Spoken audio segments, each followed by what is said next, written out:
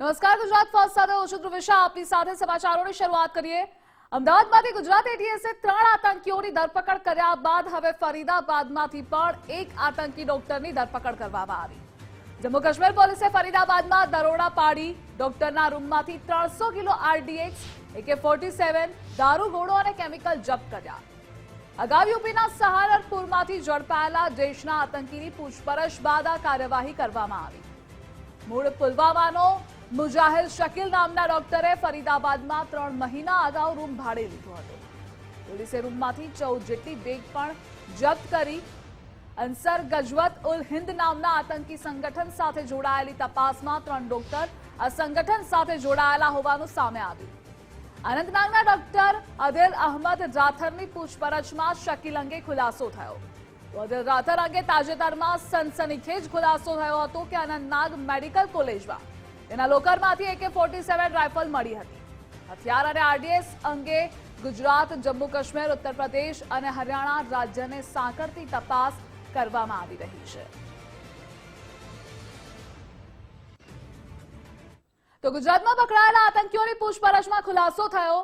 આતંકીઓએ લખનૌમાં RSS કાર્યાલયની recce કરી હતી. દિલ્હીની આઝાદપુર માર્કેટની પણ રેકી કર્યાનું સામે આવ્યું. એટીએસે ઝડપેલા 2 આતંકી યુપી, એક હૈદરાબાદનો રહેવાસી, રાજસ્થાનના હનુમાનગઢથી હથિયાર મેળવ્યાનો ખુલાસો થયો છે. અને આ મુદ્દે ન્યૂઝ વોર રૂમથી સહયોગી વિજય જોડાયેલા છે. વિજય, ગુજરાતમાં પકડાયેલા આતંકીઓની પૂછપરછમાં શું ખુલાસો? ગુજરાતથી લઈને ફરીદાબાદ, જમ્મુ કાશ્મીર અને હૈદરાબાદથી લઈને ઉત્તર પ્રદેશ, દેશના 4 થી 5 રાજ્યોની અંદર અત્યારે કેન્દ્રીય એજન્સીઓ એક સાથે સંકલનની અંદર દેશના દુશ્મનો પર શકંજો કસી રહી છે. ગઈકાલે ગુજરાતની અંદર જે પ્રકારે ISKPના જે 3 આતંકવાદીઓની ધરપકડ ગુજરાત એટીએસની ટીમે જે અડાલજ પાસેથી કરી હતી, એની અંદર પણ પૂછપરછની અંદર અનેકવિધ માહિતી સામે આવી છે. જેમાં સૂત્રોના જણાવ્યા અનુસાર જે ઝડપાયેલા આતંકવાદીઓ છે તેમને લખનૌની અંદર RSS કાર્યાલયની રેકી કર્યાની પણ વિગત આવી છે. આ ઉપરાંત દિલ્હીનું સૌથી વધુ ગીચતા ધરાવતું આઝાદપુર મંડી એટલે કે આઝાદપુર માર્કેટની પણ રેકી કરી હતી. આ ઉપરાંત ત્યાં આ પ્રકારે હુમલો કરવાની યોજનાનો પ્લાન ઘડ્યો હોવાની પ્રાથમિક વિગતો મળી છે. આ ઉપરાંત રાજસ્થાનના હનુમાનગઢની અંદરથી આ આતંકીઓ છે તે હથિયાર લાવ્યા હતા અને ગુજરાતના એટલે કે ગાંધીનગરના કલોલ પાસે એક કબ્રસ્તાનની અંદર તેને સંતાડવાનો પ્રયાસ કર્યો હતો. અને હૈદરાબાદનો એક ડોક્ટર આતંકી છે એ હથિયારની આપલે કરવા માટે આવ્યો હતો અને ગુજરાત એટીએસની ટીમે સફળતાપૂર્વક તેને પકડ્યો હતો. પરંતુ આમની પાસેથી ઝેરી વિસ્ફોટક ષડયંત્રનો પર્દાફાશ થયા બાદ ગુજરાત એટીએસની ટીમ એક તરફ તપાસ કરી રહી છે. તપાસનો ધમધમાટ ચાલી રહ્યો છે. બીજી તરફ જે આતંકીઓનો જે જિંજાના જે શામલી ઉત્તર પ્રદેશનું છે કે ત્યાંનું જે મૂળ વતન છે એના પિતા અને એના ભાઈએ પણ કબૂલાત કરી છે કે એ દિલ્હીનું કહીને નીકળ્યો હતો. દિલ્હીની અંદર એક લગ્નની અંદર હાજરી આપવાનો હતો. એ જે આઝાદ નામનો આતંકી છે જે ઉત્તર પ્રદેશનો છે જેની ગુજરાત એટીએસે ધરપકડ કરી છે. હજી પણ પૂછપરછની અંદર કેટલાક વિસ્ફોટક ખુલાસા થાય તેવી શક્યતાઓ છે. પરંતુ અત્યારે સૌથી મોટા સમાચાર એ પણ છે કે હરિયાણાના ફરીદાબાદની અંદર જમ્મુ કાશ્મીર પોલીસે એક મોટું ઓપરેશન પાર પાડ્યું છે અને એક ડોક્ટરના ઘરમાંથી 300 કિલો જેટલું આરડીએક્સ, 350 કિલો જેટલું ઓવરઓલ એમોનિયમ નાઇટ્રેટ સહિતનો મુદ્દામાલ જપ્ત કર્યો છે. 2 AK-47, 80 કારતૂસ છે તે પણ જપ્ત કરવામાં આવેલી છે. તેની સાથે આ જે જમ્મુ કાશ્મીર પોલીસે દરોડા પાડ્યા છે એ દરોડા અગાઉ સહરાનપુરની અંદરથી પકડાયેલો ડોક્ટર આદિલ રાથર કે જે અગાઉ અનંતનાગ મેડિકલ કોલેજની અંદર 24 ઓક્ટોબર 2024 સુધી સિનિયર રેઝિડેન્ટ ડોક્ટર હતો અને અંસાર ગજવત ઉલ હિન્દ નામનું જે આતંકવાદી સંગઠન છે તેને ફરીથી દેશની અંદર સક્રિય કરવા માટે પ્રયાસ થયો હતો અને તેની સાથે દેશના જે ડોક્ટરો છે તેમને આ આતંકી ષડયંત્રની અંદર જોડવાની કામગીરી તેને ઉપાડી હતી. એની પકડાયા બાદ પૂછપરછ બાદ અત્યારે ફરીદાબાદમાં ઓપરેશન પાર પાડવામાં આવ્યું છે. સાથે સાથે અનેક હથિયાર અને આ જે જથ્થો જપ્ત કરવામાં આવ્યો છે દારૂગોળો સહિત.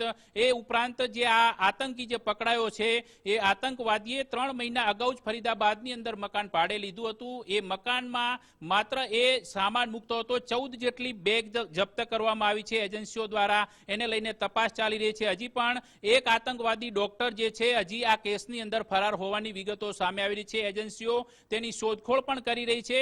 સાથે સાથે અત્યારે હરિયાણા, ઉત્તર પ્રદેશ, ગુજરાત અને જમ્મુ કાશ્મીર આજે ચારે રાજ્યોની અંદર સંયુક્ત રીતે સાંકળતી તપાસ છે એ પણ કેન્દ્રીય એજન્સીઓ કરી રહી છે, કારણ કે તમામના તાર ક્યાંય જોડાયેલા તો નથી ને તે દિશામાં પણ તપાસ ચાલે છે. કારણ કે આજે ડોક્ટર આદિલ રાથર છે તેને જે આતંકી સંગઠનને સક્રિય કરવાનો કારસો રચ્યો હતો, એ આતંકવાદી સંગઠન અગાઉ હિઝબુલ મુજાહિદીનનો જે પૂર્વ કમાન્ડર ઝાકિર મુસા કે જેને 2019ની અંદર ત્રાલની અંદર ભારતીય સુરક્ષા દળોએ ઘેરીને ઠાર કર્યો હતો, એ ઝાકિર મુસાએ ઇન્ડિયન મુજાહિદીનથી અલગ થયા બાદ આ સંગઠન કાશ્મીરમાં આતંકવાદ ફેલાવા ઉપરાંત કાશ્મીરની અંદર શરિયા કાનૂન લાગુ કરવો અને ભારત વિરુદ્ધ જેહાદ ફેલાવો એ ષડયંત્રના ભાગરૂપે શરૂ કર્યું હતું. એ આતંકી સંગઠનને ફરીથી સક્રિય કરવા માટે આ ડોક્ટર ટોળકી જે આતંકીઓની છે એ સક્રિય બની હતી, પરંતુ કેન્દ્રીય એજન્સીઓની રડારમાં આવવાની સાથે જ અત્યારે તેની પર શકંજો કસાયો છે. સાથે જમ્મુ કાશ્મીરનું પુલવામા હોય, અનંતનાગ હોય, ત્રાલ હોય કે શોપિયા હોય, આ જે વિસ્તારો આ જિલ્લાઓની અંદર છે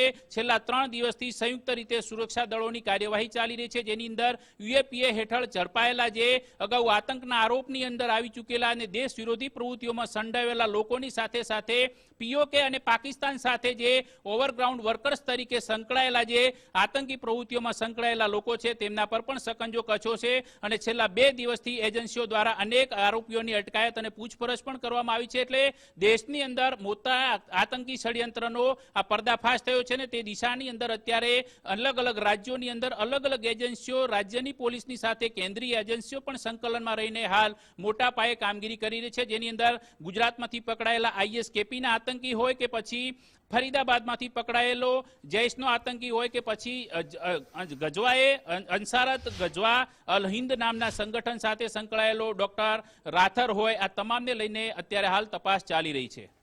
જી વિજય, જોડાવા બદલ આભાર આપનો.